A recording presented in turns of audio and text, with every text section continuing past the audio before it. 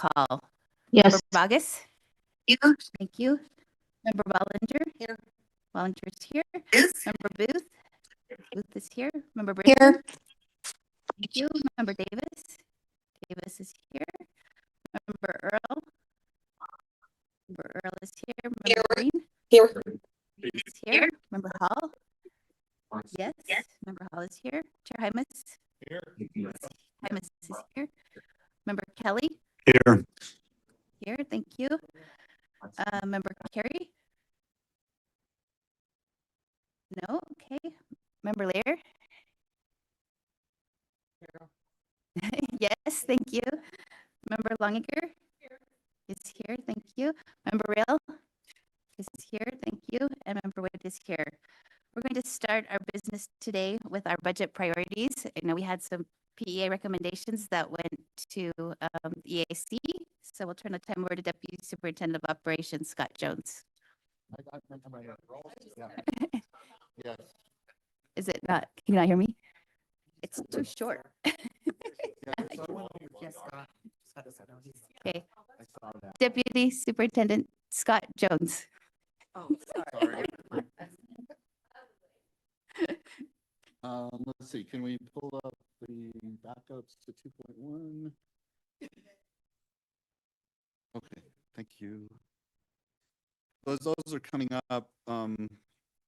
The Public Education Appropriations Committee meetings are over. When we start the session, oh, sorry, I should introduce myself. Deputy Superintendent of Operations, Scott Jones.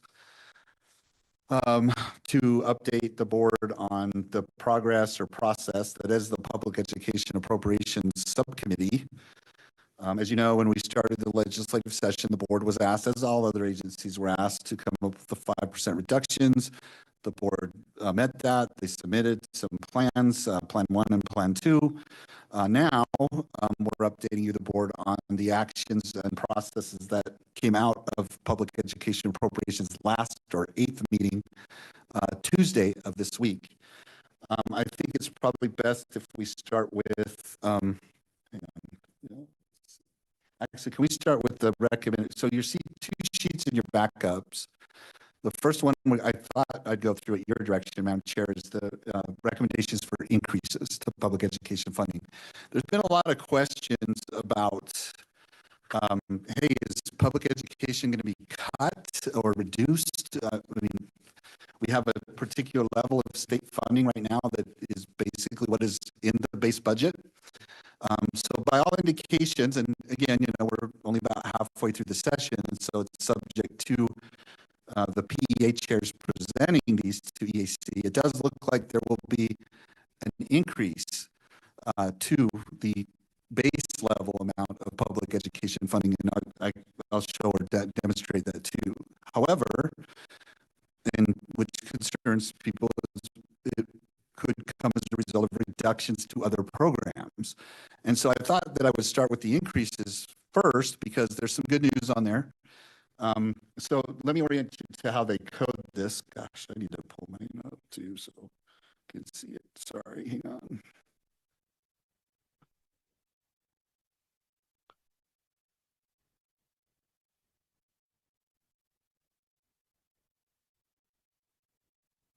Okay, almost there.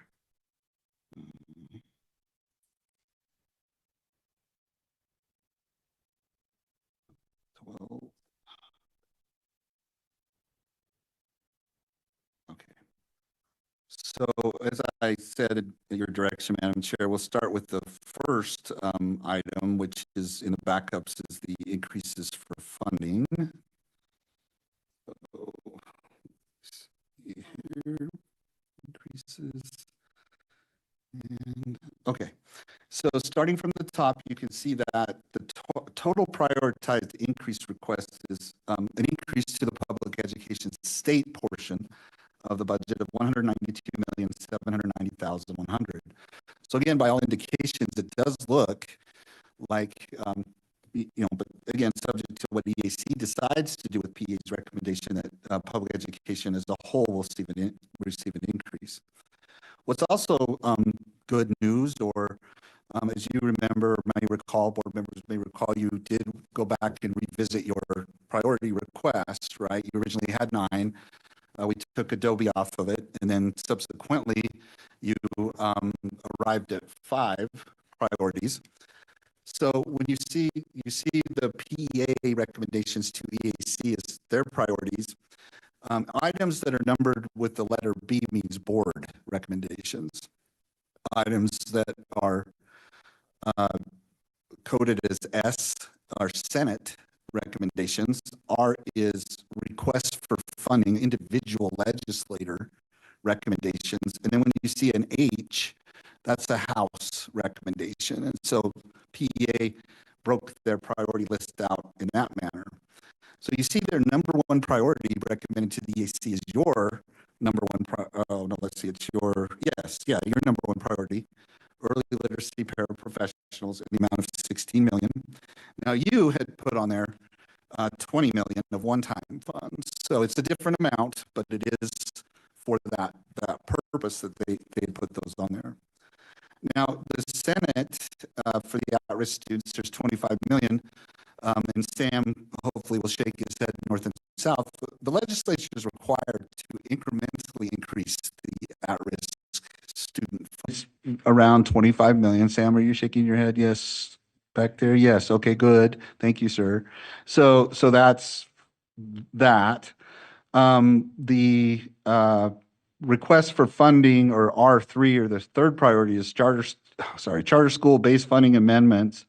That's also, and what they do a good job too, for your information, the public's information, is if there's a particular bill that's out there that ties into the Senate recommendation, of course, it's SB 186 on this particular one. So 2 actually sources of increasing charter school base funding is recommended by the Senate to the PEA chairs, who have now, again, are going to recommend these to EAC, 3,600,000 of ongoing and 2,570,000 of one time. So I just did the first 3. I'm not going to read unless you want me to, Madam Chair, but so I'll move a little quicker because I know time is always the enemy here with our meetings. I got to get through these.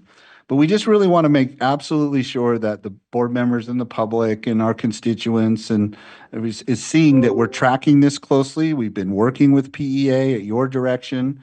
And this is the result of where we're at about halfway through the session as it relates specifically to recommended increases of the PEA to EAC for public education funding. Madam Chair, I'll just pause there and see if there's any questions on increases, or would you want me to segue to decreases and then take questions at the end, or reductions, sorry. So I know we had the mentoring and supporting teacher excellence. Can you talk to it? It says it was it's number 4. Can you speak to that as to how that compared with ours? Because I thought that was our number 5 request. Okay, so so number 4 is it's a request for funding by a legislator. It's also tied into HB 146. That's the one you're talking about, right? Number 4. And then you're saying that we had that too on our Didn't we, number 5? priorities? Maybe I'm wrong. Number 5? Master pilot program. The same term. thing. Yeah, okay, Okay, right. isn't Yeah, it? Is it not? okay, yes, it's the same thing. Okay. I mean, so could they have put board 5 on there, but they captured it as a request for funding since it's tied into a bill. So I just wanted to make yes, sure that yes. it aligned. How did that align with our request, if you can remind me? So we requested 4,800,000 of one time. I'm assuming that's what you're asking here. They're saying 2,400,000 of ongoing for ongoing appropriation. Thank Because if you. you recall too, as part of the exercise, or what affectionate word we're going to call the 5% reduction scenario, they were looking for ongoing money to help move or to cover other funding. So I'm assuming that's why it's ongoing versus the one time too. Okay. And then there's other movements you can see here as well of increases of one-time money or recommendations for one-time money, i.e. item number 15, the school district funding amendment tied into SB 189 for 15 million. So. Great, thank you. So We do your have direction. one. Oh, go ahead. Yeah, sorry, Okay. one question. Okay, I believe sure. that's Member Rill. Thank you. I have a question about if we're tracking any new bills that have fiscal notes on them, We are, and but which one? okay. Okay. Well, I just Okay. it would be nice to see, like, with the cuts and their recommended cuts, but then also what the new addition spending on Sure. these. And so, Madam Chair, that's an integral part of what Deputy Newey does, right? When she talks to bills so we do track those. We're tracking all the fiscal notes but we do also understand that there's so many bills, you likely won't get Right. to all of them. But we do have a roster and it also has the fiscal note Yeah. next to it or with it. So even, my recommendation, Madam Chair, to that question is I'm sure Elisa and I can share that information with the board as a whole, much like we do this as a tracker, we can do that as well. That So would- does that satisfy Board Member Reel's That would be concern or question? great. Okay. And I don't, since you're already making, I don't feel as bad asking to see it, but it would be great if it was identified as like board requested bills versus Okay. non-requested bills. Okay. Awesome. Right. Thank you. Okay, Any so- other comments to the increases, or should we move to looks like we can move to the decreases. Thank Okay, you. so with that, at your direction, we'll move to the recommended reductions. And again, just emphasizing that these are the Public Education Appropriations Subcommittee recommendations to EAC. So there's still time to address these if you wish, or, have leadership do it, or, let's see, okay, sorry. So let's see. Reductions. That up. Okay, so again, just as a reminder, we all had a target of 5%, and the 295 million plus is basically what, or was, or is public education's target. So you can see here, it's a little bit bigger. Shoot. You can see here that that's, identified at the top. So just to orient you to the coding, if you will, of this tracker. So here's again, now these are the reductions. We just went through the increases. So you see the prioritization of PEA for recommended chair recommendations or PEA adoption of the priorities. And an item that starts with an A is the legislative fiscal analyst recommendations. So the staff recommendations to the PEA chairs that subsequently were presented to the committee over the course of those 7 meetings, leading to the 8th meeting. In the item number, if it has a B, Bravo, B is in Bravo, that's a board reduction that either was taken off sheet 1 or 2 or both. And then if it's a H, that's a House recommendation for reduction. And then, let's see, I think they do have and then S is Senate recommendation for it. And I think that covers all of the letter codes that you find in the item number column. So I'll just start at the top and just do the first 3 like I did, unless I'll do a little bit more than the first 3. So the first 3 were also ones we agreed with that were taken basically from what EAC did in December. That 77 million, though, I will call this out. If we get to SB 62 with you, that's Senator Fillmore's bill. Sam is going to talk a little bit more about what the impact would be to that 77 million or for that 77 million as part of the process there. I'm just going to pick one. I'll say, okay, item number 7 was an LFA recommendation, or I'm sorry, priority number 7, which was the 14th recommendation from the LFA, is the early learning training and assessment. So you can see that they recommended an ongoing reduction of $300,000. What the key takeaway, or what is a good use of this, is not only looking at what the recommendations were, but you can see as you go over to let's see, it would be the 1, 2, 3, 4, 5, 6, 7th column, and it's headed, the header is state board, and you can see 1, 2, 3. You can see they've also tried to capture if there was similarities or differences with what you all recommended, either off of sheet 1 or 2 or both. But then I really ask that you and your constituents and or the public really look closely at the descriptions, because there's different reasons why the recommendations were made. We've talked already, and I'll, unpack it even further. Some of them were recommendations because there's been identification of, over the years, there's been surplus balances or carry forward. So maybe let's reduce the amount of the appropriation a little bit to tighten that up so there's not so much carry forward. So that's some of the reasons. And then, yes, there are ones that are recommended that would completely eliminate the program. You can see if you drop down to priority number 19, we already agreed with the financial operations FTE vacancy, giving back basically $114,000 of ongoing.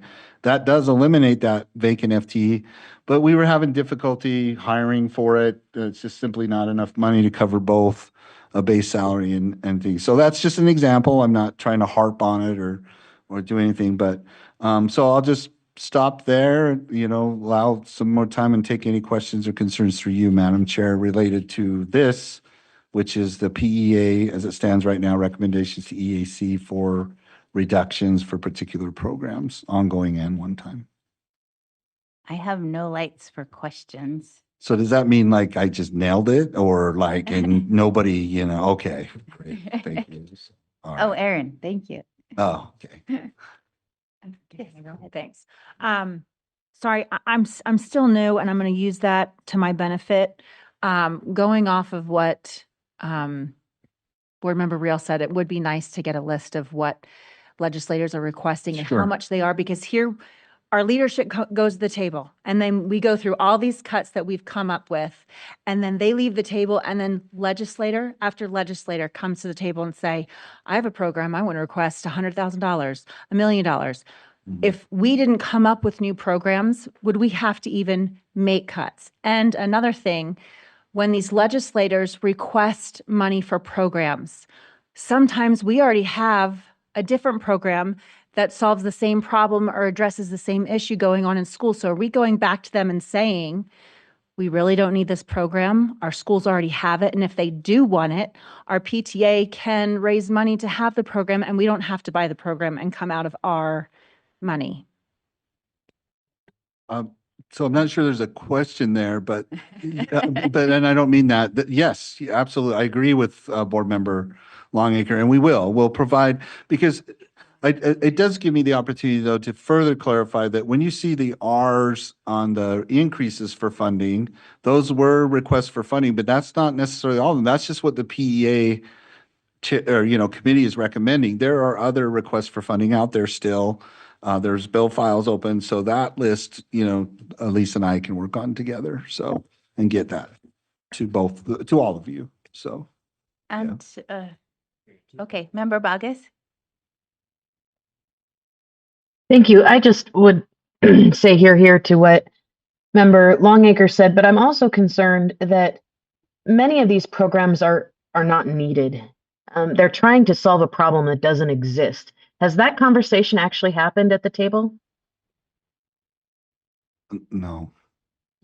You want Okay. to speak to that? Yeah, Member Bogus, this is Matt Hymas. Not at the table. We don't have those conversations directly. They're not asking those questions directly.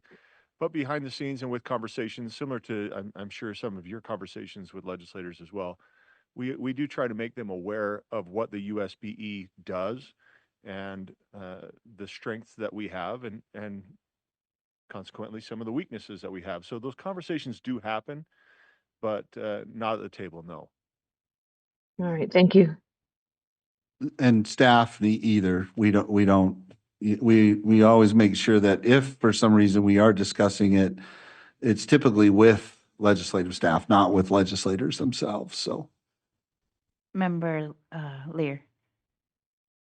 I'm reaching back to try to remember, but how consistently does do the final appropriations track the PEA, public education appropriations? Madam Chair, Go ahead. pretty consistently. I mean, there are differences, but I mean, Deborah, would you say it's pretty consistent with what they recommend? So yes, yeah, I think I could go back and look at like what, how many PEA recommendations actually were adopted by EAC.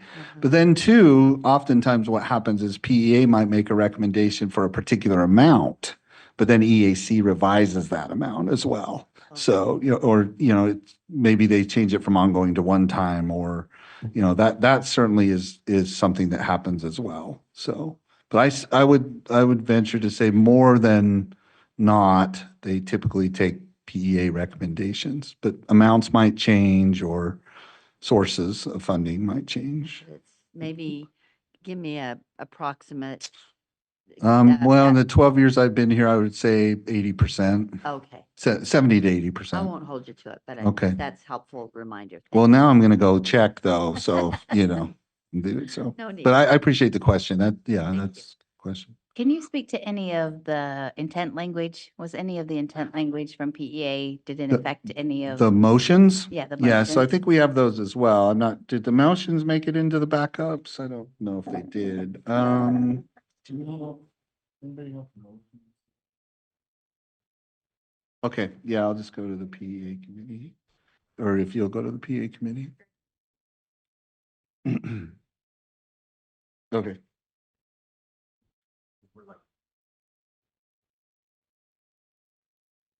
So if you go to, yeah, Tuesday and then, yeah.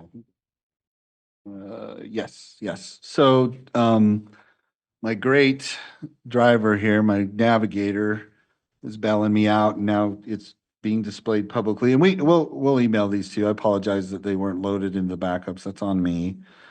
So essentially you see that their motions pertain to how they've broken these out basically is by, I guess, category. So A is federal funds and fees.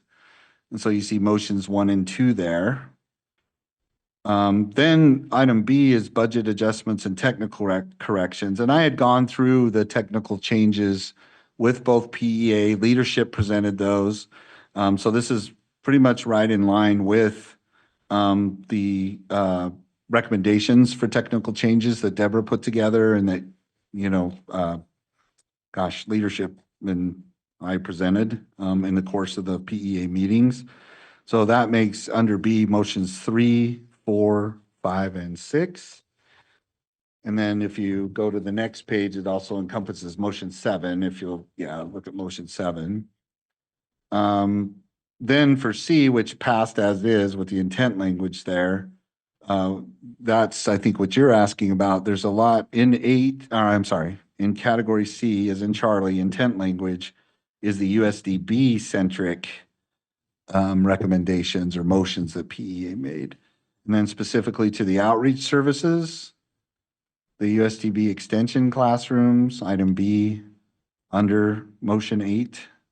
Item C, the data standards that we need to present, and Superintendent Nielsen is behind me. I don't think these comes as a surprise to him that, they're expecting these over the interim. And then D is actually not centric to USDB, it's centric to the National Board Certified Teachers. So I apologize. A, B, and C are the USDB ones, but D is also in there with the National Board Certified Teachers. So then if you go to the next page, there's category D, or statutory and related intent language. And this is, I'd ask you to review this and, because obviously and this is more in Deputy Newey's wheelhouse, but obviously affects me or us and finance too. But these are amendments that have been proposed to code with, statute to statute. So for your review. Motion 9 is quite comprehensive. There's A, B, and then subcategory to B is item number 1. Then you have C, D, E, and F.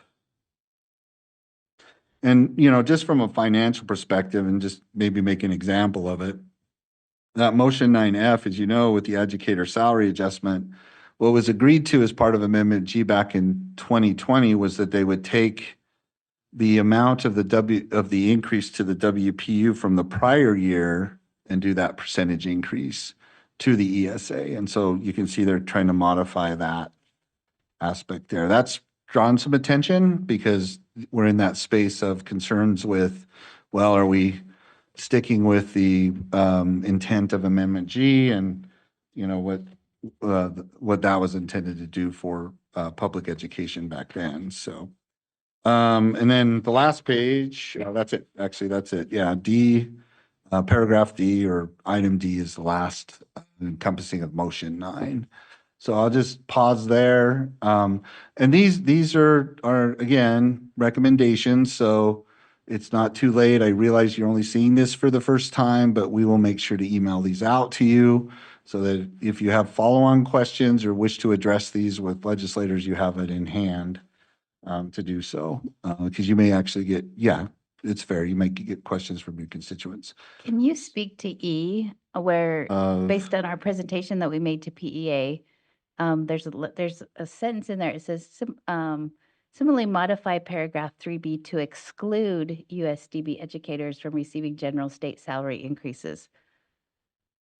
Yeah, so I think that's actually in line with what you want or what you were saying, that they wouldn't be increased or tied into state salary increases, right? But Or it is that removed right? the statutory reference for steps and lanes. So when we Yes. presented, we compared it to what they were getting through the WASA versus what they would get from the state. And this is saying they wouldn't be get the WASA, nor will they get the state. That this will be a totally new salary schedule. Is that what I'm reading? Yeah. So go back to the intent language. Is it A? No. C. Oh, yeah, it's at the bottom of it. Yeah. So if you see that, we actually are, if it passes, right? It says, I further move to direct staff to draft intent language directing the State Board of Education to develop a salary schedule that rewards educators. So yes, Madam Chair, I see your point. We're moving away from doing a state, what was recommended initially was increasing their salaries by the percentage increase that state employees get. But yes, we're also moving away from the WASA. But they're leaving it up to you, if this goes through, to devise a salary schedule that's based more on merit than weighting average salaries.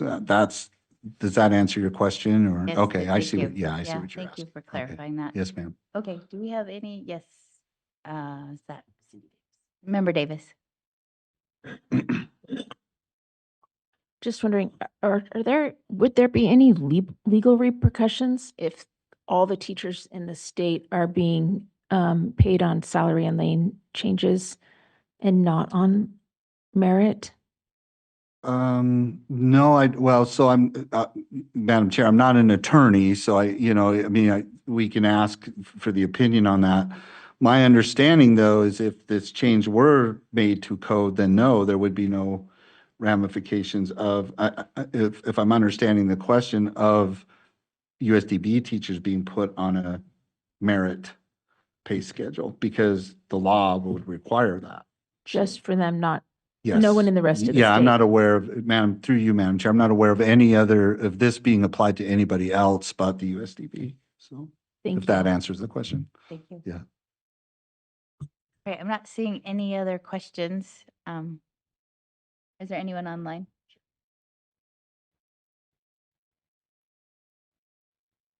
No? Oh, okay, Member Earl. Sorry, one clarification on that. So does that mean they all fall under what's going on at the School of the Future? Utah School? I With the merit I don't pays? believe so. I don't believe that. That doesn't No. wrap them into, okay, I just when you started saying that, I was like, okay, Yeah, where? I think what- they're leaving it up to the board to decide what Okay, constitutes merit, right? Like, I don't know, classroom performance or those types of, I think that's what the I intent see. is I that see. you would Okay. do that. I just want to make sure you Yeah, weren't just no, I'm not aware of it automatically being tied opting into into that. something that we didn't opt into, so, No, okay, no, thank you. not aware of that, no, through the chair. So, Thank you. I Okay. think that concludes our discussion on the budget, so we'll move to legislation. please note that it's 12:30 and I finished in 30 minutes. thank you. Ma'am. Thank you. So, okay.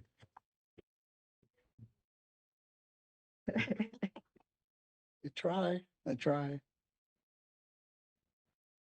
All right, we will move on to our review of legislation and turn the time to Deputy Superintendent of Policy, Elise Newey, and any of those members of her team that are going to help her.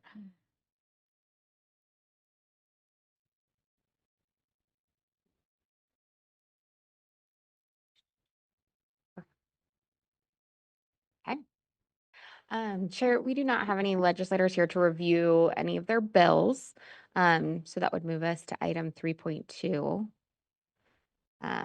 If there are any legislative policy requests, we could take motions for that now, or we could just move on to 3.3 and review our bills.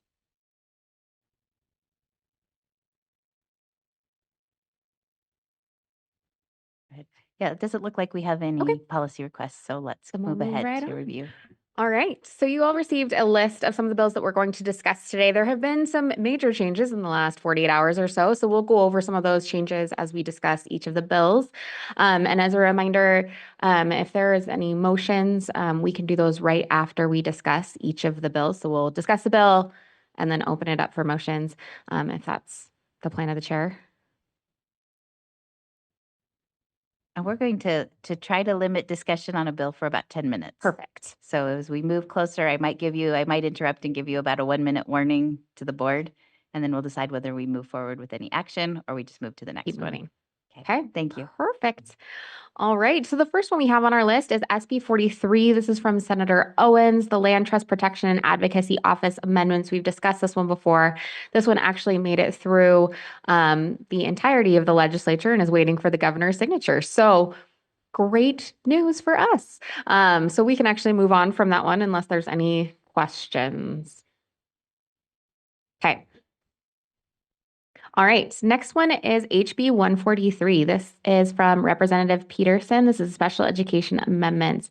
This requires local education agencies to provide parents with at least 30 days prior written notice and an opportunity for comment before implementing a boundary change that would relocate a student who is in a special education class. So this is typically students who are in a self-contained setting. We put this on the list because this is something that does not require anything of the board, generally seen by our staff as good policy, and this is something that the board could support. It is currently waiting for the Senate Education Committee. It made it through the House favorably and the floor. There's no cost to USBE, no new requirements for USBE, and then it would just be this notice for LEAs if they were to move this. That would be the new requirement for LEAs. So.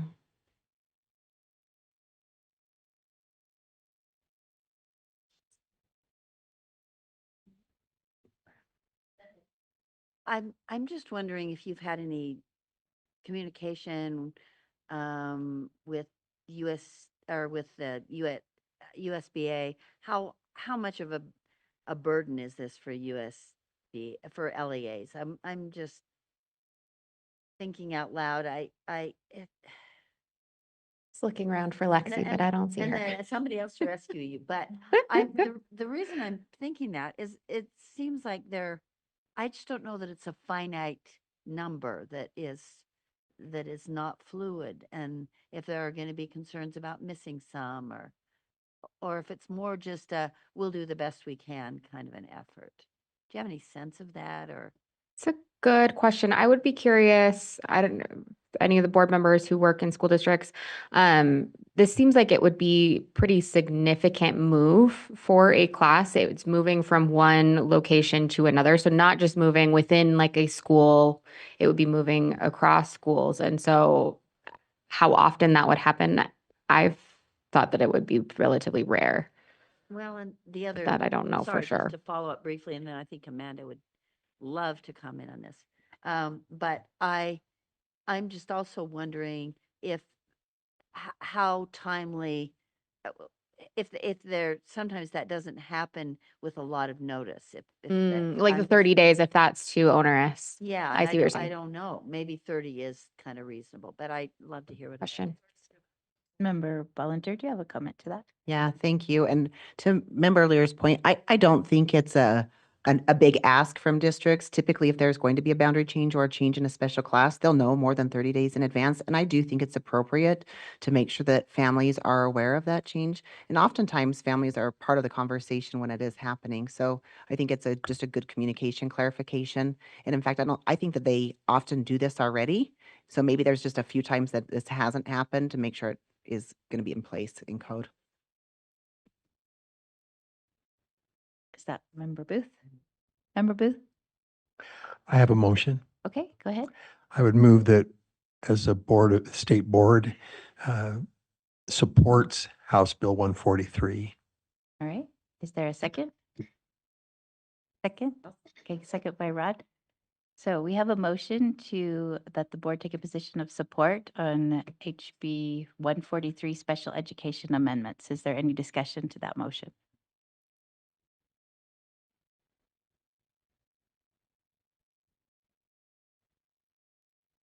Me.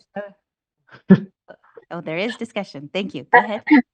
I please apologize to you, Chair. I tried to get my mic on. I'm just concerned that the amount of money that could possibly, is there fiscal nota tied to this? I don't see one, but I want to make certain I'm understanding. That's all I needed to see.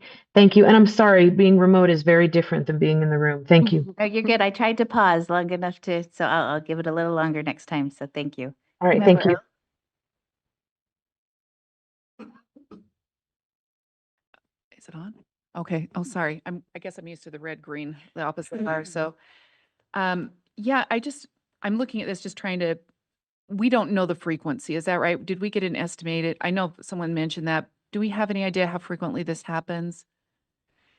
And maybe the next question is the frequency of, not as specifically for a student, but I guess it seems like this would not be happening mid-year normally. That would be a rare exception, because that would be impact a lot of students. It would be impacting a great deal. So, And in Okay. our, if I may, Chair, sorry. Yes. please go ahead. In our staff's fiscal impact statement, so the fiscal note is 0 on this one. Our staff provided a little bit more detail, that yes, providing this notice would require extra time and cost. However, they felt that schools for the most part are already doing this. LEAs are already doing this, so that it was absorbable in like the truest sense, that this is something that's already baked into the process for our LEAs.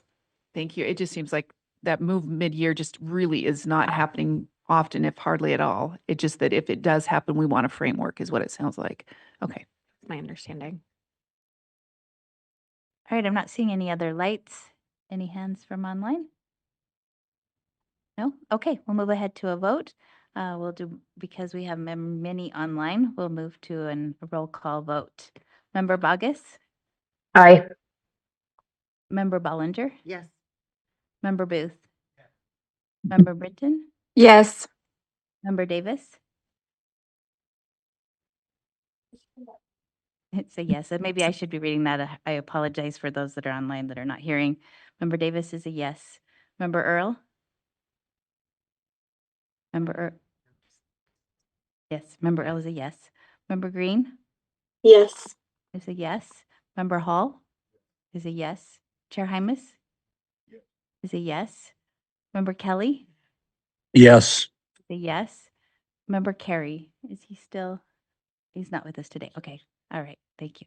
Member Lear? Yes. Is a yes. Member Longacre? Is a yes. Member Rill? Yes. Is a yes, and I am a yes. Member Wood. So that passes unanimously with one absent. Thank you. All right, we can move on to our next item. Fabulous. Oh, Member Davis, did you have a Oh. comment to this? Okay, thank you. Okay. The next bill on our list is HB 218. This is sub 1. This is Representative Tusher and the Digital Skills Amendment. So this bill modifies the requirements for the pre-existing computer science course that's offered to 7th or 8th graders and is required for 7th and 8th graders here in the state of Utah. And it adds additional components to those standards, which would include things like AI literacy, cybersecurity, social media's impact on mental health, things like that. It is currently in the 3rd reading calendar of the House, so it passed out of the House and is now waiting for its 3rd reading. It would require USBE to integrate these new concepts into the requirements for this course and the standards for this course that is already in queue, you could say, in the 7-year renewal of all of our standards. So staff felt like that wasn't a big ask. That's something they could definitely do because they were looking to do those standards anyways. And so there is no fiscal note attached to this bill because of that, that we were going to redo it anyway. So this is one Representative Tesher worked a lot with us as staff to make sure that we could reduce the fiscal note and then we integrated it rather than being a brand new, if you saw sub 1, it was a brand new high school requirement. And we worked with him to make sure it would be that 7th and 8th grade so as not to create additional requirements for LEAs and for USBE. So this is one that if the board felt like they wanted to support, that it could be a good one to support. Thank you. Do we have any comments? Member Earl? Yeah, I would move that we support this bill. I think just See looking if we have down. a second. Oh, maybe I do. I don't know. Second. Second. Okay, we have a Okay. second. Would you Now I like have a to speak second. to Thank it? you. Thanks for keeping me on track. So I think the components of this are things that people are talking about, and this 7th, 8th grade course, updating those and have them interact in a way that we're seeing the needs currently for those 7th and 8th graders and older students, I think is important. So I would speak in favor of this. Okay, thank you. Member, Vice Chair Ballinger. Thank you, Chair. I would also speak in favor of supporting this bill. One of the things that Deputy Superintendent Newey mentioned was that originally this was for 9th and 10th grade, and I appreciate the sponsor's willingness to adjust the bill to making sure it's younger grades. That's the feedback I heard from the LEAs in District 9 was that they felt like that was too late in the game for students to have these skills taught. So I appreciate the amendments to this bill and support it going forward. Okay, Member Buckus? Thank you. I'm just wondering, is this in addition to the already existing requirement to do this, or is this amending the existing requirement to do this? Can I speak to that, Superintendent Newey? So this would be amending the standards for an existing required class. Does that answer your question, Member Buckus? Yeah, so I'm wondering then, is this one that is still usually carved out and kids do it online on their own time, or is it going to move to a seat time class? It's already a seat time class. Would you like to Mm. speak to that? Superintendent Hart would like to speak to that. Well, I can answer that. It is an 8th grade class that every student is enrolled in automatically unless they're enrolled in it automatically, and then the parent, of course, has the right to opt out of the course. There are places where there's a high rate of opt-out. And the staff recognize the need for those standards to be modernized. They haven't been modernized in quite some time. Any follow-up, Member Buckus? Yeah, I'm aware of many schools that present this as a Canvas course that kids just take ad hoc. Yeah. And so my concern is that we're going to create a situation wherein this becomes a seat time class, and then it limits their ability to take other coursework. And we already have things in place that limit kids' access to coursework. And if Go ahead. I may, Yes, please. they can still offer it as the method of delivery does not change. We don't speak on that. We're silent on that. This merely changes the standards that are taught during that course, whether it's done in person or online. This is completely silent on the method of delivery. It's only addressing the standards. Okay, thank you. All right, I'm not seeing any other lights. Let's move to a vote. Vice Chair Ballinger, Yes. Member Bogus, Yes. Member Booth? Is a yes. Member Davis? Yes. Member Brenton? Yes. Yes. Member Earl? Yes. Is a yes. Member Green? Yes. Is a yes. Member Hall? Is a yes. Chair Hymas? Yes. Is a yes. Member Kelly? Yes. A yes. Member Lear? A yes. Member Longacre? Yes. Member Real? A yes. And I am a yes. I think that passes unanimously with one absent. Okay, we can move to the next item. All right, thank you, Chair. The next one on the list is HB 55. This is Representative Oxier's Privacy Compliance for Educational Technology Vendors. If you recall, earlier in the year, we presented to the Education Interim Committee an education technology vendor audit or report, I should say, that was co-authored with our agency as well as BYU staff, BYU experts, and it had a lot of good recommendations. Inside of those recommendations were a few things that Oxier put into this bill. So essentially, it would require educational entities to include specific privacy provisions in the contracts and mandates the termination of agreements with third-party vendors if they fail any of those requirements. So this is largely to protect student data usage within those extra educational vendors. There was no fiscal note. The representative worked really closely again with our staff to make sure there was no fiscal note, no additional responsibilities for USBE that could not be easily absorbed. However, there's been some interesting changes in the last 24 hours. A new sub was attached to the bill from Senator John Johnson that combines this bill with the Internet on Buses program. I'm not sure if that's a done deal or if we're working on it right now. Our staff are working on a fiscal impact statement for that combined. So while there was no fiscal note on the original, if it combines with that one, there would then be a fiscal note. Let me look at it really quick. For the bus program, it had an expected 325,000. Thank you. Angel in the back seat. It would appropriate 325,000 one time for an administration of this grant program. So putting internet on the buses. So I was going to say this would be an easy one for the board to potentially support, but I don't know what to make of the new changes. So this may be one we want to discuss again next week, or the board can take and do what they will. Help me with the grant aspect of it, Elise. Hmm? Elise, help me understand, what's the grant aspect of the bus one? Who's Yeah. the grant from and? So this was HB 462 is the school bus internet access. This is also Representative Oxier. So I don't know if we're just combining the two of her bills, but that bill created a grant program to provide internet connectivity on school buses in rural school districts. It would create the Rural School Bus Wi-Fi Grant Program and would require USBE to develop rules, review the applications, allocate the awards, determine the cost gaps, and oversee reporting. Districts would retrofit buses and then assume the ongoing costs after the grant period. So it would be a one-time grant, and then they would assume the costs afterward. So.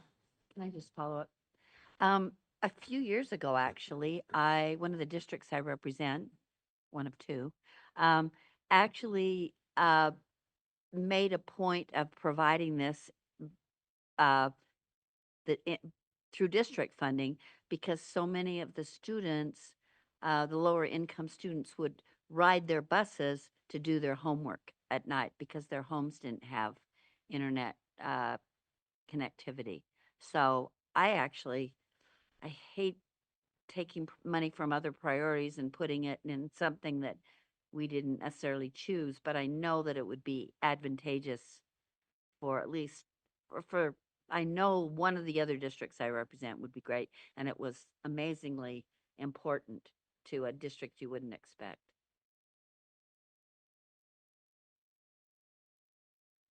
Yeah, I would move that we ask that this bill be brought back a week from now to our next meeting to give our data protection advisory team, advisory board some time to review it with the most recent changes, and then also to give our finance folks an opportunity to review looking at the new fiscal notes. And we have our students here. This is so exciting. And I will stop there because that was a beautiful distraction.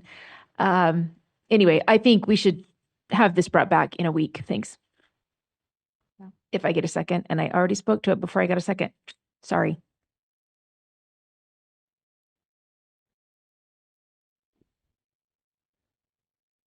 I'll second if it hasn't been already.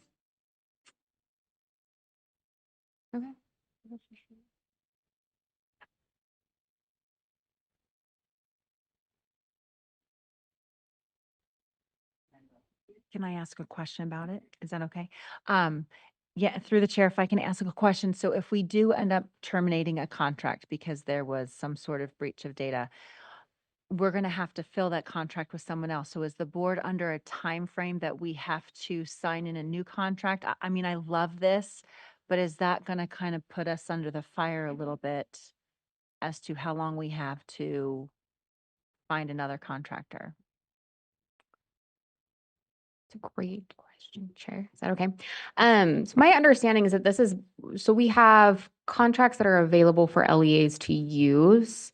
And so these are not necessarily always a statewide contract for a required program, but contracts with vendors that provide all kinds of services. So in most of these cases, an LEA could just drop it and pick something else of their choosing, or just drop the availability of that vendor altogether. I don't think that it would impact our state contracts, most likely. It does include some time for negotiating, and that's what we've been seeing a lot of since that report came out, is that our team has been empowered to talk to a lot of these vendors and get it fixed informally too. So.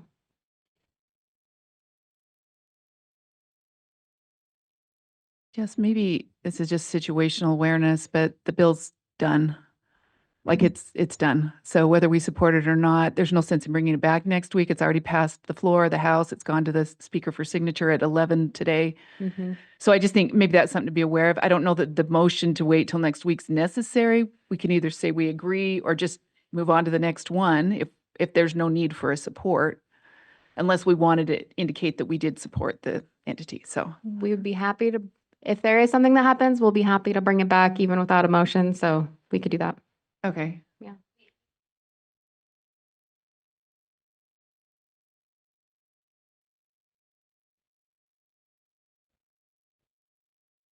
I mean, we can bring it back next week. That is the motion on the floor, but I'm just trying to make people aware of where we're at.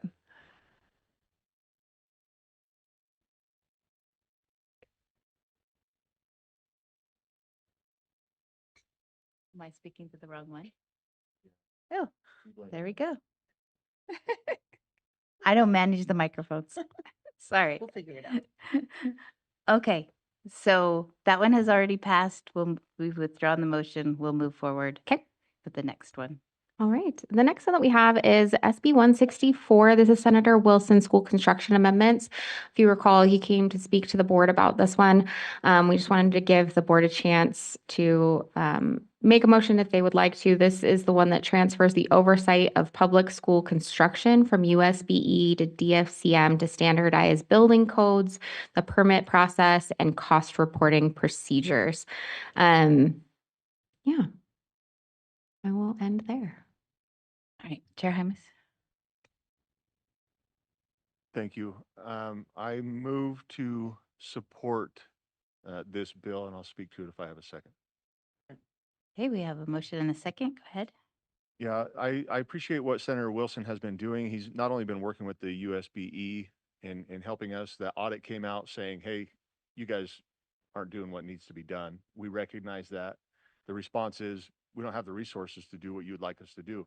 So he took a proactive approach to take things over and help us out. He's been working with, from what I understand, the various organizations that represent our LEAs throughout the state. And so I support not only what he's doing, but this bill in the process. Thank you. Member Lair. And with all respect, Chair Hymas, I cannot support this bill, and I'm really conflicted because I really like to support bills that the staff thinks are will help the staff be more effective. But I know how much school districts dislike this bill. I've talked to school district officials.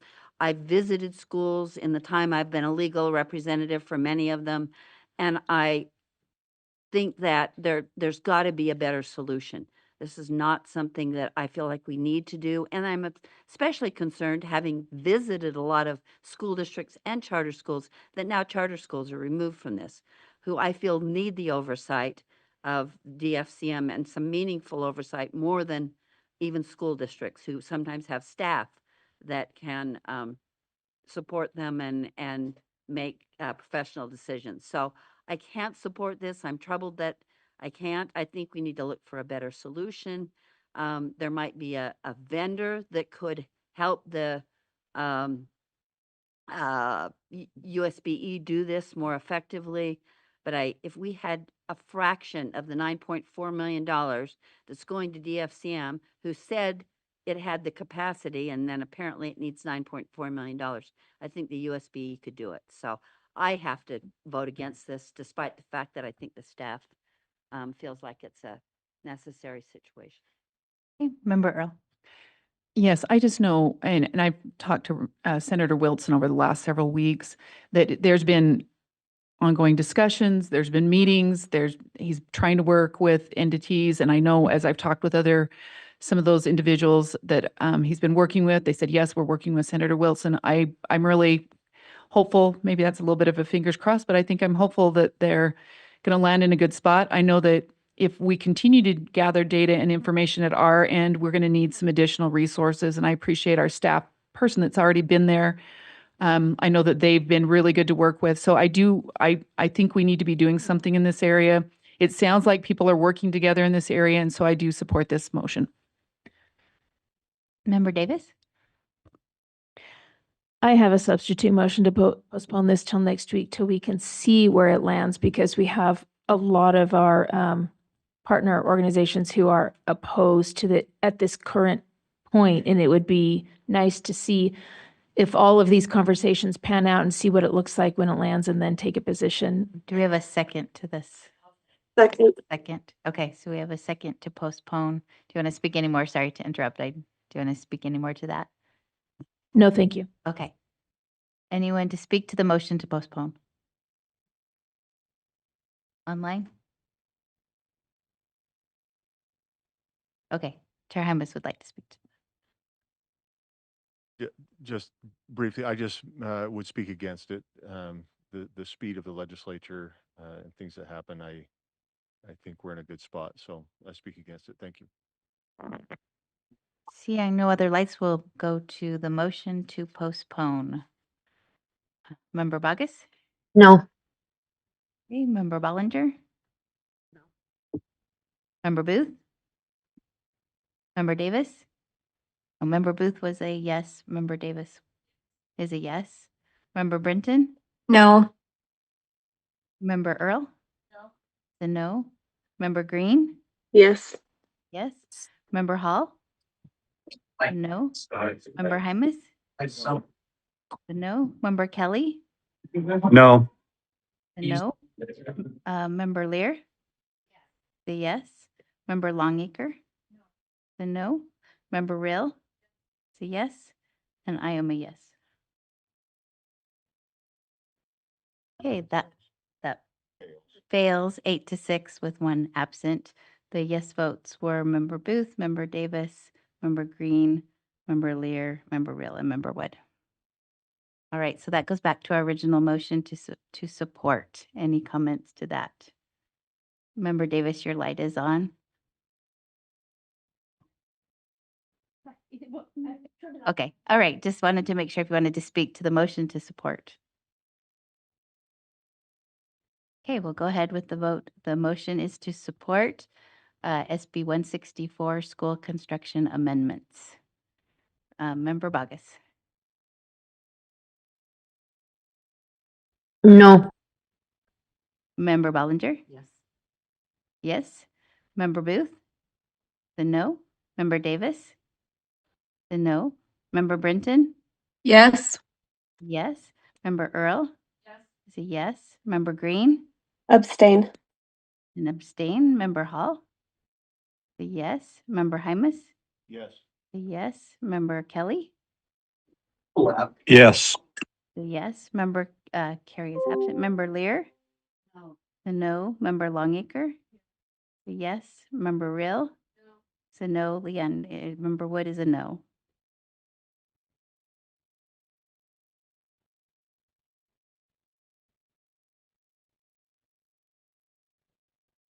Seven no's. Okay, that motion fails. 7 yeses, 6 noes, and 1 abstention. And your fails are Member Bollinger, Member Brinton, Member Earl, Member Hall, Member Hymus, Member Kelly, and Member Longacre. All right. At this time, I'd like to take a point of personal privilege because I don't know how long they'll be here. We'd like to welcome our USDB students into the room if they want to stand up and wave to us.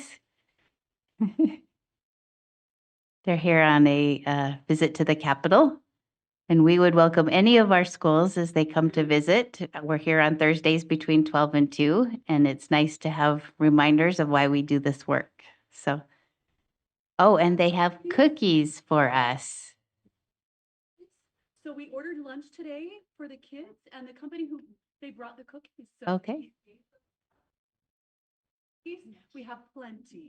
The company that they ordered lunch from brought cookies for them, so they're sharing. So thank you for being here. Appreciate that. And like I said, any of our schools out that are listening, if they're here, we'd love for you to stop by and give us a wave.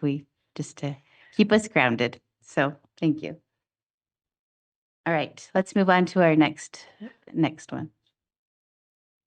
Too cute. And way less cute. Okay. Next one is HB 234 sub 1. So this is Representative Lisenby's education testing amendments. We discussed this one and had someone come speak to it a few weeks ago. Yesterday around midday, it did fail on the House floor. So right now, there's really no vote that the board needs to take. But just wanted to update you on the latest news. Thank you. Okay. Next one we have on our list is SB 51. This is Senator Owens. We're looking at sub 2, school safety modifications. This is one currently in its current sub creates a statewide system for the State Board of Education to put a flag on U-Trex for students that have a threat assessment that has recently been done. This is trying to solve the problem of when a student transfers from one school to another and has recently had a threat assessment, and that may not come with the student records. And so this would put a flag on their records to allow the new school to contact the old school and find out more information. Originally, this was a whole threat assessment system that USBE was required to create and maintain. That would take quite a bit of money and quite a bit of time. We worked with the sponsor and we were able to come to a place where it's just now a flag in U-Trex. So the current fiscal note for this sub is $15,000. It'll take about 3 years to implement fully. But staff feel really good about that. So if this is an issue that the board feels like they could support, this might be a good one to send to the sponsor of vote of support. And this is sub 2 that you're. Yes, correct. That made those changes. All right. Yeah. Member Lear. And I appreciate that this has changed a little bit and moved to something that's less onerous for the USBE. I have a question though. I remember working with districts on this concern and issue a few years ago.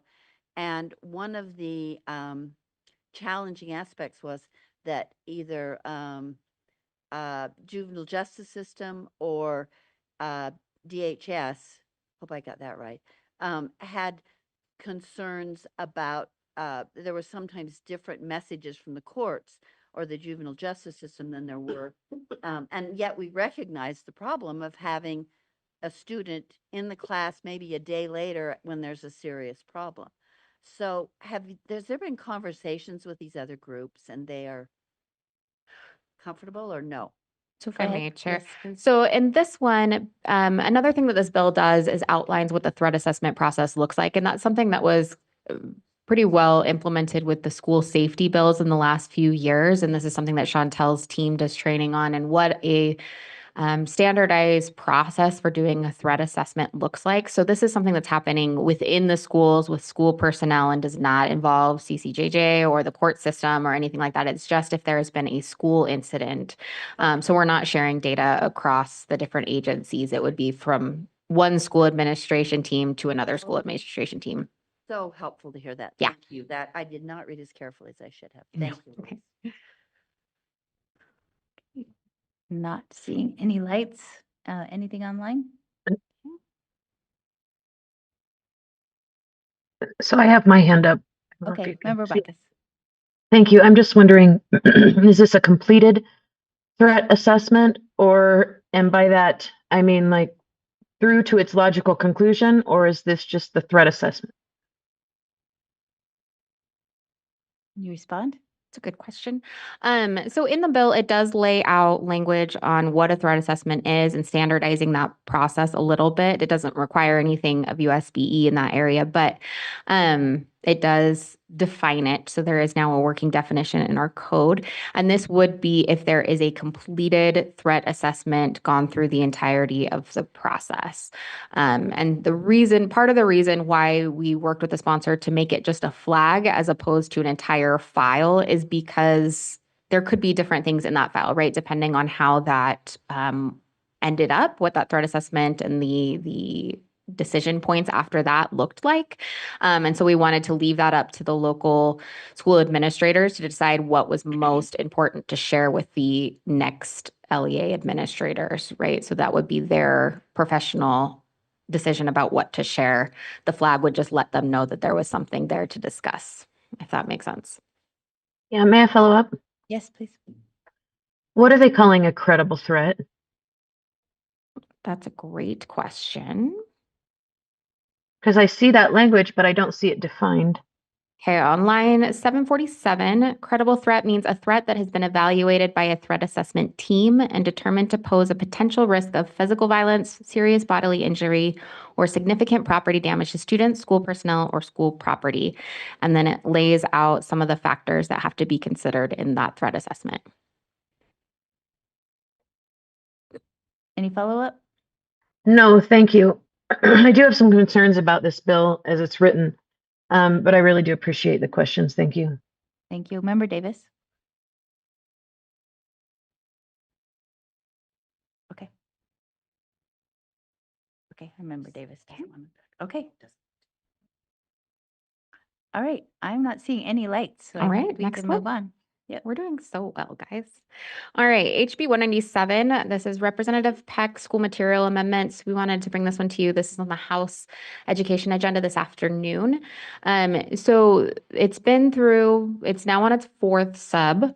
It has not formally been adopted, that fourth sub, but it is online and also by the sponsor. So my assumption is that today during House Education that will get adopted.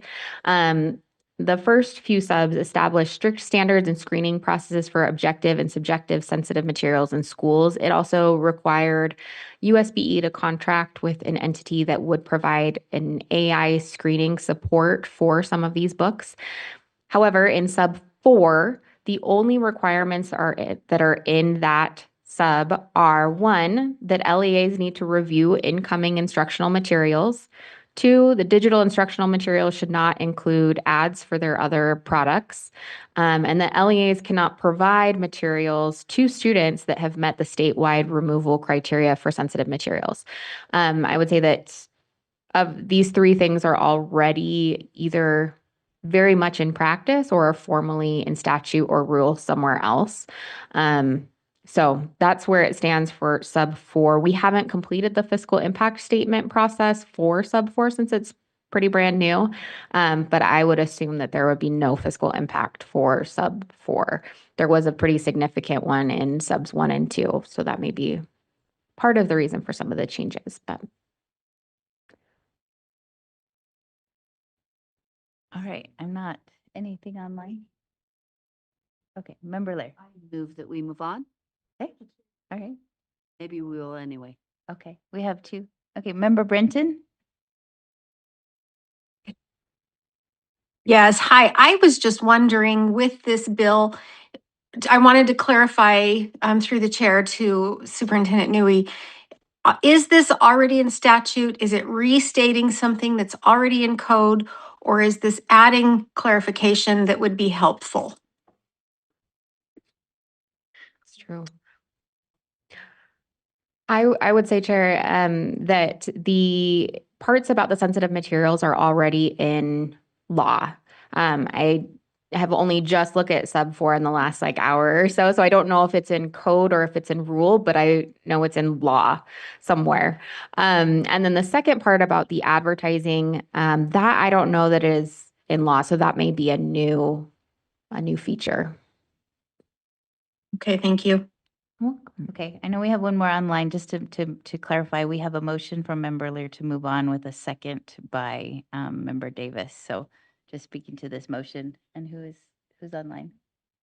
Member Bogus. Oh, I have no questions. Okay, I don't know if my hand is still raised. I apologize. I don't know how that no, happened. no problem, thank you. Okay, Member Earl.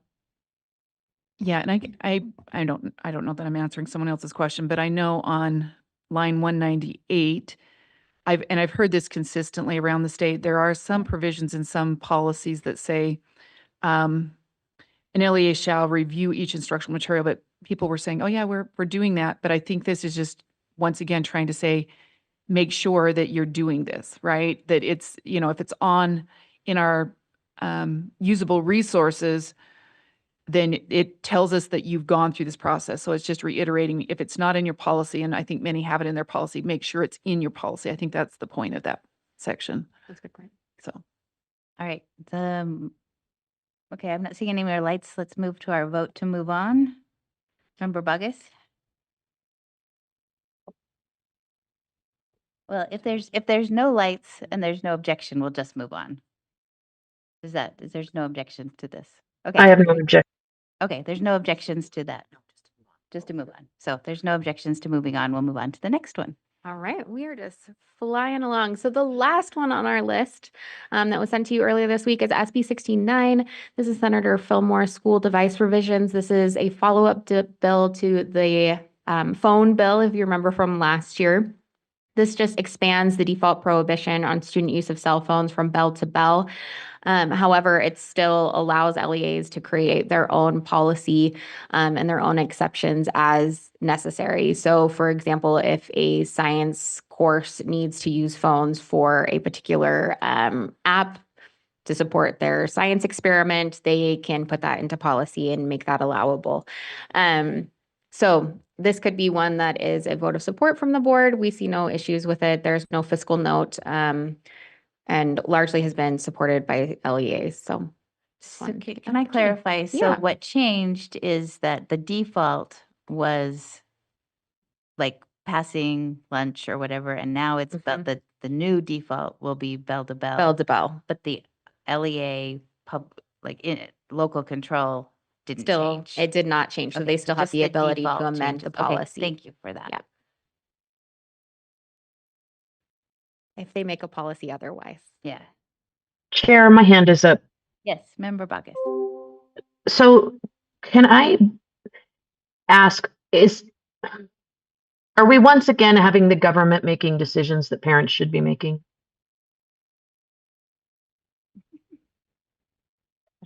Is that to a particular person?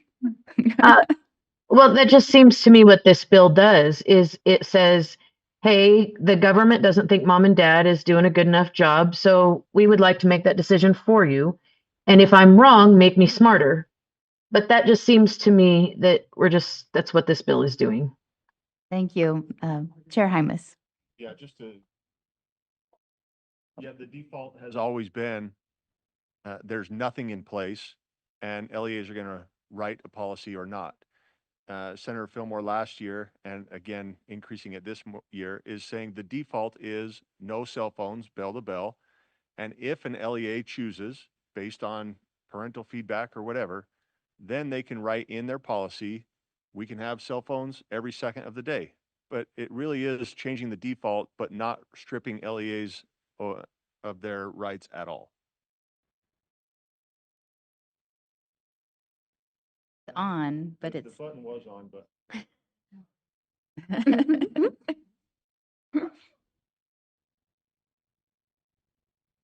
don't know if your microphone's working, the green. all right. You might have to switch, but or okay. I am not seeing any lights, any hands from on. Then do you have something to move on to? Okay. Are there any? Oh, okay. Member Brenton. Do we want, I was just going to make a motion to support the bill Okay, and do you have vote a on that. second? There's second by Member Hall. Any discussion to that motion? All right, we'll go ahead with a motion to support Senator Fillmore's SB 69 Sub 1 school device revisions. Member Bogus.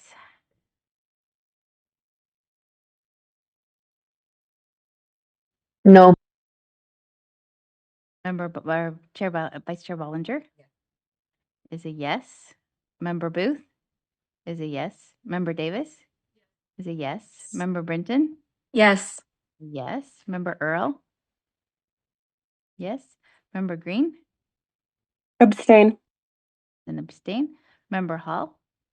Yes. Member Hymus? Yes. Yes. Member Kelly? Yes. Member Carey, no. Member Lear? Yes. Yes. Member Longacre? Yeah. Yes. Member Real? Yes. Leon Wood? Yes. Okay, that motion passes. 12 yeses, 1 no, and 1 abstention. The no was Member Bogus, the abstention is Member Green, and Member Carey is absent. Okay, we can move on. All right. Well, we have made it through our list. Congratulations. I will say next week, the plan is to discuss any of the bills that deal with cybersecurity and student data privacy issues. So if there are any questions that you have in the next week, we will be prepared with that. I know Katie Chalice is working with the Student Data Privacy Advisory Group to get their recommendations as well. So we'll be prepared with those to let you know.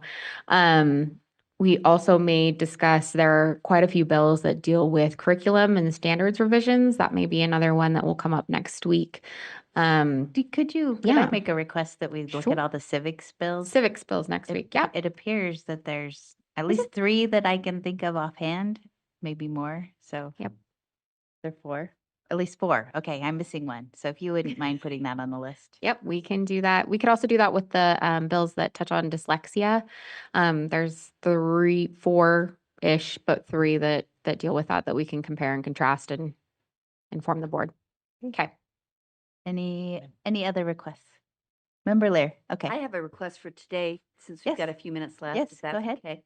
I know there's a lot of interest from UHSA, the High School Activities Association, about what the board feels about the 3 bills that are on the UHSAA. There's one that Senator Grover has that would, just to simplify, put the UHSA underneath the USBE. There's one from Representative Hawkins that would create trying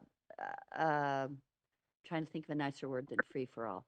Transfer. Yeah, I mean, transfer. That would open transferring whenever for students, and then a third one from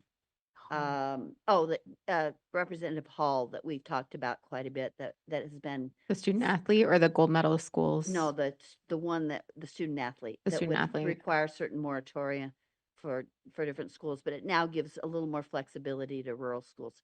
So can you just speak?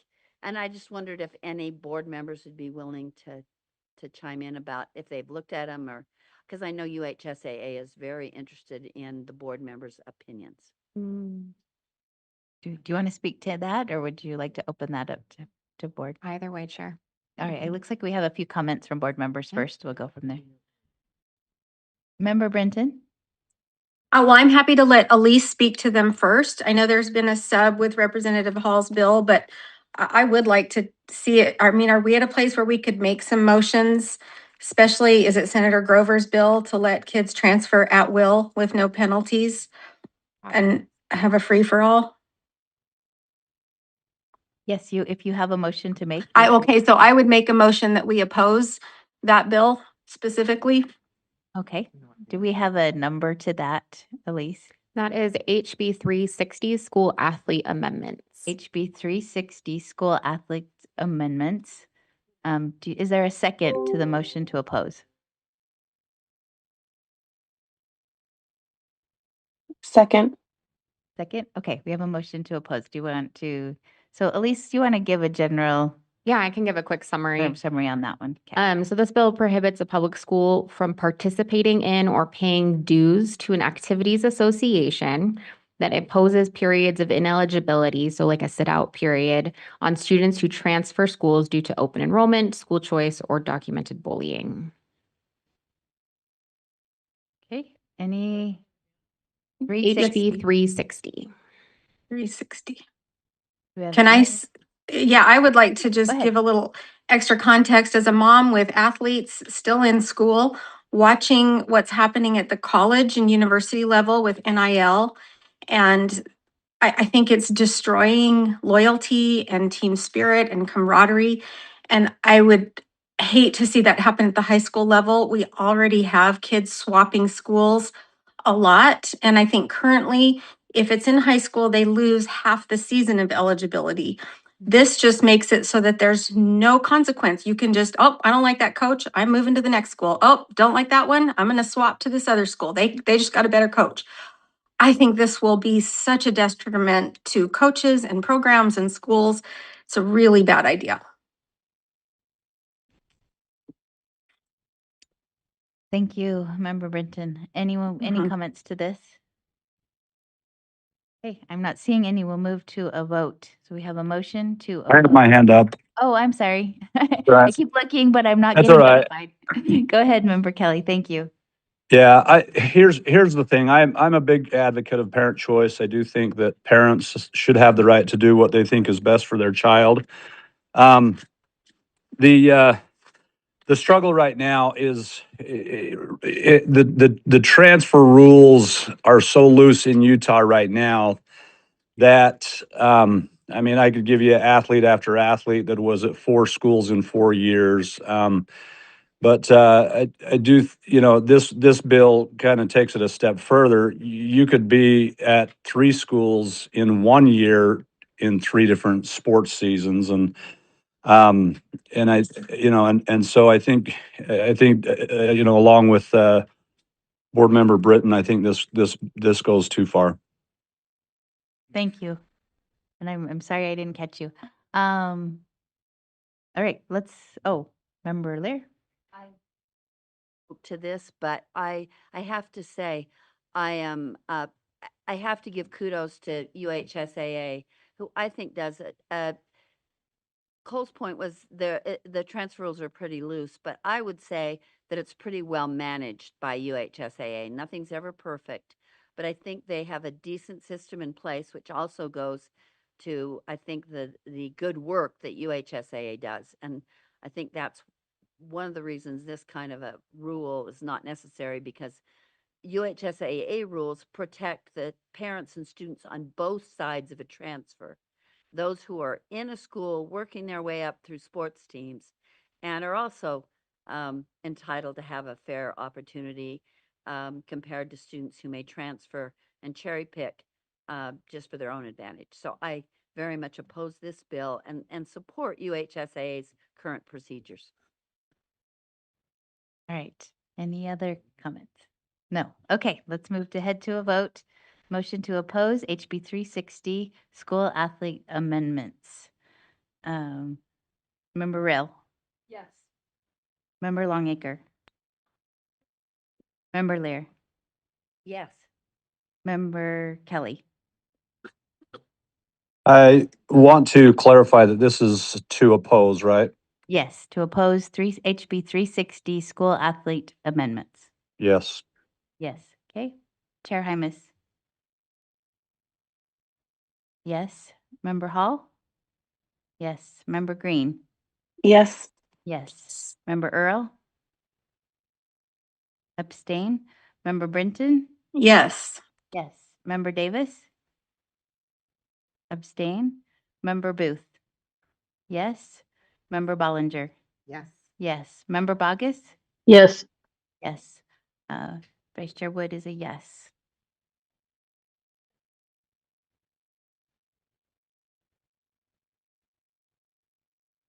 That motion passes 11 yeses, 2 abstentions, and 1 no. The abstention is Davis, members Davis, Brinton, Earl, Davis, Earl, and Longacre. It was a no. Thank you. And Member Bollinger.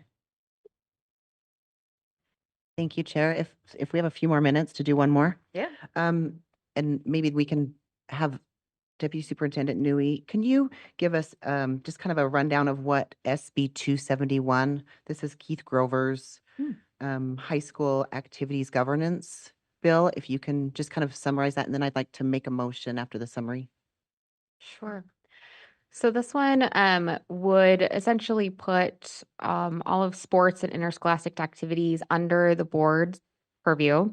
So on lines 276, if you're looking at it, it says this section creates the Office of Interscholastic Activities as an agency of the state board that would then give this body the ability to make rules and policies related to all of the elements that go along with that, including student eligibility, the transferring, recruiting, all of that. It does give this board the ability to contract out that work to another body. So there's that option. If you look on line 303, so the office may contract with an association through a memorandum of understanding to manage the day-to-day operation. So this body would still be in charge of the rulemaking, the policy development, but the day-to-day operations could be contracted out. There's a little bit more text, but I would say that's probably the summary. Thank you. Member Longacre. Or sorry, I looked there, right here. That's Vice okay. Chair Boliker. I would like to make a motion to oppose SB 271 with a second. I would like to speak to it. There a second? Second, yes. Yeah, Go thank ahead. you. I worry about us taking this on as an agency. I mean, we just did our strategic plan and our focus is on academic excellence. And although I do feel like athletics supports that, taking this on as an additional responsibility where we're at right now with the progress we're making on our strategic plan, I think is a mistake, especially if we're subcontracting. That just adds another layer of costs and another layer of rules and complexity that I don't think is necessary. I think the High School Activities Association, although I mean, none of our agencies or organizations are absolutely perfect. We do have representation on their board. I know that Member Lear sits on that for us and represents us, so we do have a voice on that already. So I just don't think this is necessary. I think it adds just a lot of layers that we don't need. Thank you. Thank you. I would Member, move to amend. okay, just a second. We have Member Earl and then Member Bogus. I have a substitute motion. I move that we go to the next agenda item on here or the next bill. To move on. Okay. Mhm. Do we have a second? Second. Okay. Can I speak Go to ahead it? and speak to Yeah, it. I'll just speak to it. I think this one in particular, I think people are gonna, I just don't think we should be weighing in on this at this point. Anyways, this is a very heated area. And I don't know whether this is, I just don't think we should be weighing in on this. That's my thoughts on that. Thank you. Member Bogus. I just moved to move on. Oh, I have nothing to say on this motion. Actually I do. I would oppose the postponement. I think we need to state it. I think we need to just make a decision and not be wimpy about it. Okay. Any other comments to this? Yes. Or the previous speaker can speak to her opinion, but she can't be making judgments about other people. So, Go. All right. Okay, so the motion is to move on. The substitute motion was to move on. We'll go ahead to vote. Member Bogus? No. Member Bollinger? No. Was a no? Member Booth? Is a no? Member Davis? Yes. Member Brenton? No. No. Member Earl? Yes. Yes. Member Green? No. No. Member Hall? No. Member Hymas? Yes. Yes. Member Kelly? No. No. Member Lear? No. No. Member Longacre? Yes. Member Rill? No. No. I am a no. Okay, that motion fails. 10 noes, 4 yeses, with 1 absent. The yeses are Member Davis, Member Earl, Member Hymas, and Member Longacre. So we go back to our original motion is to oppose. I know Member Bogus, you had a motion you were trying to make on the motion to oppose. Yes, I would like to move that we amend it to say we oppose it as written. as written. Okay, is there a second to that? Okay, we have a motion to oppose as written. So the current, basically you're opposing the current language. Yes. Member Davis. I just want to explain my vote, why I hoped that we could wait a week on this. And that's because I talked to people who are working on this morning who said that there are some specific types of schools that really hated this bill and some specific types of schools that really loved this bill. And I haven't had time to contact people to find out where the stakeholders stand on this. And so that's why I'm an abstention at this point. Okay, thank you. Member Earl. Okay, sorry. Do I have the wrong light? Or No, I did Oh. hit it. Okay, all right, perfect. So we have a motion on the floor to oppose the current, what's it, current bill, current? As written. Yeah, it's 271 as written. Thank you. Okay. To amend the motion as written. Thank you for the clarification. All right, we'll go ahead with a vote. Member Bogus? So just so I'm sure, this is on the amendment, right? Yes, this is to, oh, yes, I guess we would have to vote on the amendment first. Well, Sorry. unless there's no objection, but I'm just trying to track the Thank you. motions. No, I appreciate the help. Is there any objection to adding as written? Okay, we have no objection to adding as written. Unless, I want some clarification on the as written. I pose this in concept as well as the written draft. So are you suggesting that if there's a rewrite and there's a sub that we then potentially could support it, but the concept to put UHSAA or the roles of UHSAA under the State Board of Education is fundamentally something that I disagree with. So is the as written suggesting that there may be a sub that you think would work? so the as written would be opposing the current draft because we could have substitutions, we could have amendments. It's the current draft as written.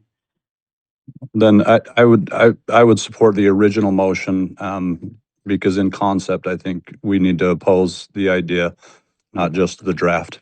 Okay, so we do have to vote on the amendment. There is objection. So we'll go ahead and vote on the amendment first. So the amendment is to amend the motion to oppose to a motion to oppose as written. Member Bogus? Yes. Yes. Member Bollinger? Yes. Yes. Member Booth? Yes. Member Davis? Abstain. Member Brinton? No. No. Member Earl? Abstain. Member Green? Yes. Yes. Member Hall? Yes. Vice Chair, or Chair Hymas? No. No. Member Kelly? No. No. Member Lear? Yes. Yes. Member Longacre? No. Member Rill? No. I am a yes. Okay, that motion fails. 7-5 with 2 abstentions. Thank you. So the 5 are Member Brinton, Member Hymas, Member Kelly, Member Longacre, and Member Real, and the 2 abstentions are Member Davis and Member Earl. So that goes back to our original motion, which is to oppose. No lights. The motion is to oppose SB 271, High School Activities Governance. Member Bogus? No. No. Member Bollinger? Yes. Yes. Member Booth? Yes. Member Davis? Abstain. Member Brinton? Yes. Yes. Member Earl? Abstain. Member Green? No. No. Member Hall? Yes. Member Chair Hymas? Yes. Yes. Member Kelly? Yes. Yes. Member Lear? Yes. Member Longacre? Yes. Member Rill? Yes. I am a yes. Okay, that motion passes. Sorry. 10 yeses, 2 noes, and 2 abstentions. The noes are Member Bogus and Member Green, and the abstentions are Member Davis and Member Earl. All right, that brings us, all right, a motion. Or is that the final? That was all, yes. I move to adjourn. Okay, we have a motion to adjourn. Is there a second? Second, all in favor, say aye. I Any opposed? Okay, thank you.